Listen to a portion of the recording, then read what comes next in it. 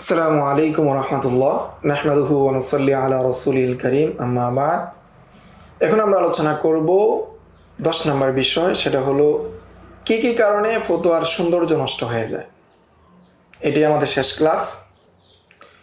আমরা যখন একটি বাড়িকে সুন্দর করতে চাই, এর জন্য আমরা বিভিন্নভাবে ডিজাইন করি এবং নিখুঁতভাবে চিত্রাঙ্কন করি যে বাড়িটি যেন সব দিক থেকে সুন্দর হয়। কিন্তু অনেক সময় এমনও হয় যে ছোট ছোট ভুলের কারণে সেই সৌন্দর্যগুলো নষ্ট হয়ে যায়। তেমনি ফতোয়ার ক্ষেত্রে কখনো কখনো এমনটি দেখা যায় যে অনেক চিন্তা ফিকির করে একটি ফতোয়া লিখলাম, বহু দিক থেকে ফতোয়াটাকে সুন্দর করা হলো, তবে ছোট ছোট কিছু বিষয় থেকে যায়, যার কারণে বা ছোট ছোট কিছু বিষয় থেকে যায় যেগুলো লক্ষ্য না করলে ফতোয়ার যে শ্রী রয়েছে, সৌন্দর্য রয়েছে, সেটা নষ্ট হয়ে যায়। এখন আমরা ধারাবাহিকভাবে কয়েকটি বিষয় নিয়ে আলোচনা করব, যেটা পূর্বেও আলোচনা করা হয়েছে অনেক জায়গায়, তারপরে সেটা আলাদা শিরোনামে আলোচনা করা হচ্ছে। তোর মধ্যে 1 নাম্বার হলো বানান ভুল। যে বানান যদি ভুল হয় কোনো একটা শব্দের বা কোনো একটা বাক্যের, তাহলে এটা ফতোয়ার সৌন্দর্যকে নষ্ট করে দিবে, অর্ধেক ফতোয়ার সৌন্দর্য নষ্ট করে দিবে। এজন্য যে আমরা যত ফিকির করি, তোর মধ্যে একটা ফিকিরের জন্য বিশেষ সময় দেব, সেটা হলো আমাদের বানান যেন ভুল না হয়। 2 নাম্বার মাত্রা জ্ঞান, অর্থাৎ মাত্রা ভুল। যদি মাত্রা ভুল করি আমরা, যে বাংলার যে মাত্রা রয়েছে, যে বর্ণগুলোর মধ্যে মাত্রা রয়েছে, যে বর্ণগুলোর মধ্যে মাত্রা নেই, সেটার মধ্যে যদি ভুল করি, এতেও আমাদের ফতোয়ার সৌন্দর্য নষ্ট হয়ে যাবে। এবং যিনি মাত্রা সম্পর্কে জ্ঞান রাখেন, তিনি যখন ফতোয়াটা দেখবেন, তাহলে তিনি সহজেই বুঝে ফেলবেন যে এই লেখাটা কি হয় নাই, সুন্দর হয় নাই বা পরিপূর্ণ হয় নাই। 3 নম্বর বিষয় হলো ফুটকালি বা সাদাকালি যেটা রয়েছে, ভুলের জন্য যে সাদাকালি আমরা ব্যবহার করি, সেটা ব্যবহার না করা। যে আমাদের বানান ভুল হলো, এত 2 পৃষ্ঠা লিখলাম, 3 পৃষ্ঠা লিখলাম, এই বানান ভুল হওয়ার কারণে পুরোটা বদলিয়ে ফেলতে হবে।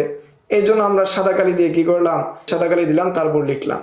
এর মাধ্যমে ফতোয়ার যে সৌন্দর্য, সেটা নষ্ট হয়ে যায়। যদি কোনো কারণে আমি ফুটকালি ব্যবহার করি, তাহলে অতি অবশ্যই তার পাশে আমার যিনি উস্তাদ রয়েছেন, যাকে আমি দেখিয়ে চূড়ান্ত পর্যায়ে এটা করেছি, তার কাছ থেকে স্বাক্ষর নিয়ে নেওয়া। ফতোয়ার ক্ষেত্রে ফুটকালি ব্যবহার না করাই উত্তম, সাদাকালি ব্যবহার না করাই উত্তম। 4 নম্বর যে বিষয় হলো যে প্রশ্ন এবং উত্তর একই ব্যক্তির হাতে লেখা না হওয়া। যে প্রশ্ন একজনই লিখলো, উত্তর একজনই লিখলো, এর মাধ্যমে যে ফতোয়ার যে সৌন্দর্য আছে সেটা হ্রাস হয়। যে অনেক সময় দেখা যায় যে মুস্তাফতি এসে বলে যে হুজুর আপনি প্রশ্নটা লিখে দেন। মুস্তাফতির কথায় যখন প্রশ্ন লেখা হয়, যিনি ফতোয়া দিবেন, মুফতি সাহেব যখন ফতোয়া দিবেন, মুফতি সাহেবের হাতের লেখা এবং যে প্রশ্ন করা হয়েছে সেই প্রশ্নের হাতের লেখা এক হয়ে যায়। এতে প্রশ্নকারী এবং উত্তরদাতার মধ্যে তেমন একটা পার্থক্য দেখা যায় না। এই জন্য প্রয়োজনে অন্য কাউকে দিয়ে প্রশ্নটা লেখানো, যাতে করে প্রশ্ন এবং উত্তর লেখার মধ্যে ভিন্নতা আসে।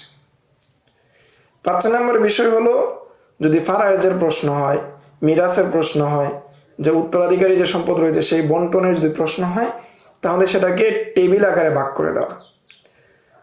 টেবিল আকারে যদি আমরা ভাগ করে দেই, তাহলে সেটা বুঝতেও সুবিধা হবে মুস্তাফতির জন্য, পাশাপাশি সেটা দেখতেও সুন্দর দেখা যাবে। এই ছিল যে কিভাবে ফতোয়া লিখতে হবে সেই সম্পর্কে 10টি দর্সে সংক্ষিপ্ত আলোচনা। বাকি বিভিন্ন কিতাব এবং বিভিন্ন মুহাজারার মাধ্যমে আমরা ফতোয়ার তামরিন বা ফতোয়া সম্পর্কে আমরা বিস্তারিত জানবো ইনশাআল্লাহ। আসসালামু আলাইকুম ওয়া রাহমাতুল্লাহ। يؤتي الحكمة من يشاء ومن يؤت الحكمة فقد أوتي خيرا كثيرا وما يذكر إلا أولو الألباب